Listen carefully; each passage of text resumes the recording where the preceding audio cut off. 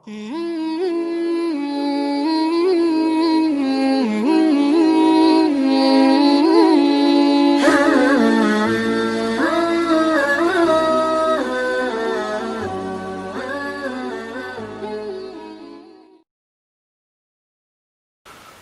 seiman, kita tahu bersama-sama dan kita tentu pernah lalui dalam hidup kita. Bahkan mungkin sering sekali kita mimpi. Dan mimpi ini dijadikan oleh sebagian ulama sebagai dalil akal atau secara akal tentang buktinya ada alam gaib. Di antaranya Syekh Abu Bakar Jazair rahimahullah menjelaskan masalah itu dalam buku beliau tentang masalah mimpi itu bagian daripada bukti adanya alam gaib. Karena kita dalam kondisi tidur tapi melihat diri kita seperti naik di atas tunggangan. Kalau kita mungkin kendaraan sekarang, mungkin naik pesawat, ngobrol sama orang, makan. Kemudian juga ada hal-hal yang kadang-kadang yang kita tidak sukai, ya, mungkin berkelahi dan yang lainnya. Maka semua ini bisa dirasakan efeknya. Pada saat orang bangun, kadang-kadang masih dirasakan efeknya. Sementara dia sendiri ada di ranjangnya. Berarti ini secara akal dan bisa kita rasakan setiap saat ada sesuatu yang gaib. Selain daripada tentu banyak hal-hal yang kita bisa rasakan tapi tidak terlihat. Seperti perasaan kita, rasa suka, rasa sedih, marah, lapar, haus. Kita bisa rasa tapi tidak kelihatan. Maka ini semua bukti-bukti nyata tentang adanya alam gaib. Secara akal, gitu kan. Bahwasanya ada hal-hal di sekitar kita, kita nggak bisa lihat dengan mata, tetapi bisa dirasakan. Saudaraku seiman, mimpi ini dibagi tiga oleh Nabi alaihi salatu wassalam. Disebutkan di dalam sebuah riwayat yang sahih dari sahabat Nabi yang mulia Auf ibn Malik radhiyallahu anhu, dan hadis ini sahih diriwayatkan Ibnu Majah dan Ibnu Abi Syaibah. Kalau Nabi SAW bersabda mimpi dibagi atau terbagi menjadi tiga kriteria. Yang pertama, mimpi buruk dan menakutkan. Juga menyedihkan. Dan kata Nabi, pastikan itu dari syaitan. Saya ulangi, mimpi yang pertama ini, mimpi buruk yang kita tidak suka, menakutkan, dan menyedihkan. Semua itu dari syaitan. Yang kedua, Nabi SAW mengatakan mimpi yang menggelisahkan seseorang karena terus saja terbawa walaupun dia sudah bangun. Dan ini biasanya disebabkan karena gejolak yang sedang ada di benaknya, baik di hati ataupun di pikirannya. Misal dia sedang berpikir untuk membuka sebuah usaha. Terus kemudian dia berpikir untuk meminjam uang dari seseorang. Atau dia berpikir untuk memodel tertentu tokohnya. Kemudian dia mimpi melihat itu. Itu karena terbawa dengan perasaan dia. Ya. Kemudian yang ketiga adalah mimpi yang merupakan petunjuk. Dan merupakan cabang dari mukjizat kenabian. Atau dikenal dengan ru'ya shadiqah. Juga dalam hadis yang lain, hadis yang sahih riwayat Bukhari, Abu Hurairah meriwayatkan radhiyallahu anhu bahwasanya Nabi alaihi salatu wassalam bersabda, mimpi itu tiga macam. Bisikan hati, maksudnya tadi di hadis yang sebelumnya, poin nomor 2, ini ya. Bisikan hati artinya apa yang sedang terlintas di benak dia, yang terlalu dia fikirkan sehingga terbawa dalam mimpinya. Kalau dia lagi pengen sekali makan makanan tertentu dan dia tidak dapat, akhirnya datang dalam mimpi. Mungkin yang bujang-bujang pengen sekali nikah sama seseorang, tapi dia mengkhayal tidak bisa dijangkau, lalu mimpi menikah sama orang itu. Itu bisikan-bisikan hati. Yang kedua, kata Nabi SAW, ditakut-takuti oleh syaitan. Ini mirip tadi dengan hadis yang sebelumnya, bagian yang pertama. Ya, cuma di sini ya, terbalik. Dan yang ketiga, kabar gembira dari Allah. Kabar gembira dari Allah, atau tadi mirip juga dengan hadis sebelumnya.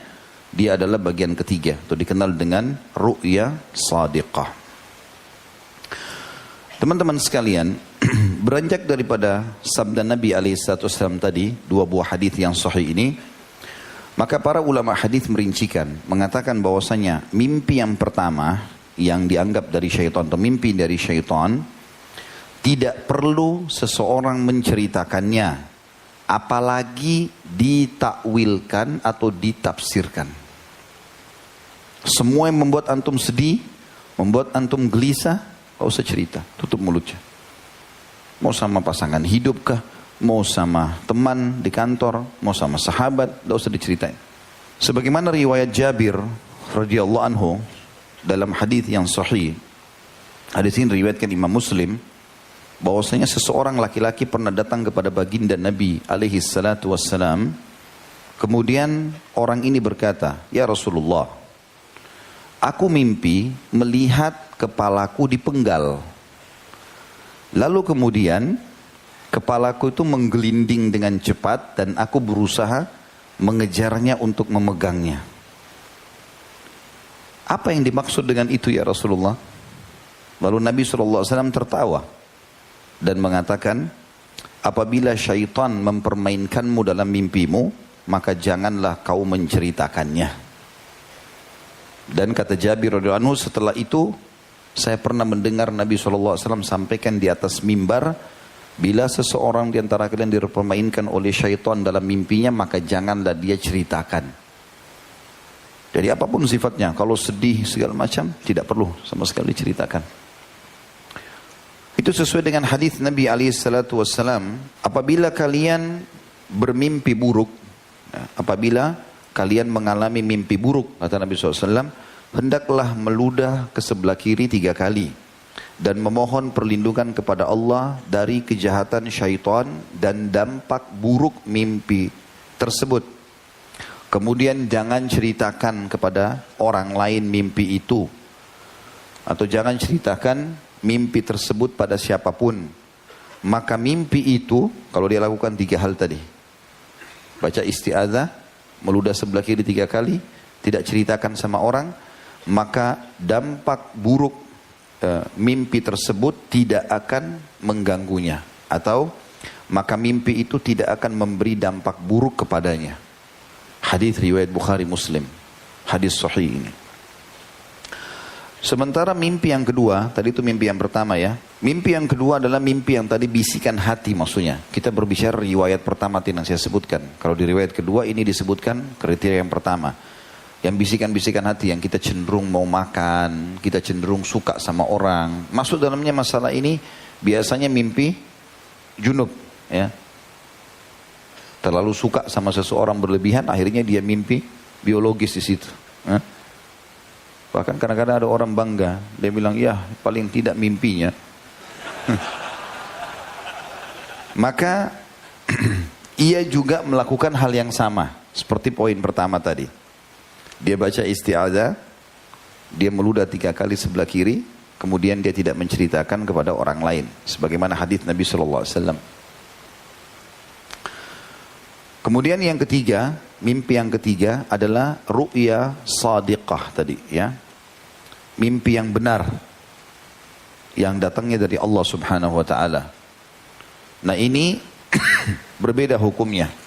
Misal semua yang menggembirakan seperti misalnya, dan tidak ada kemaksiatan ya, dalam arti kata gembira di sini memang menggembirakan positif, seperti antum melihat mengunjungi atau tawaf di Ka'bah, masuk ke surga ya, ikut berjihad ya, atau sedang sholat berjamaah, atau mimpi mengisi pengajian atau hadir di pengajian, semua itu masuk dalam ru'ya shadiqah, mimpi yang benar. Dan Imam Malik mengatakan tidak seluruh mimpi patut diceritakan, hanya mimpi-mimpi baik saja. Dan termasuk sunnah Nabi SAW memang diceritakan mimpi itu. Kalau mimpi baik ya, sunnah Nabi boleh kita ceritakan. Oh, saya mimpi mendatangi ini dan itu.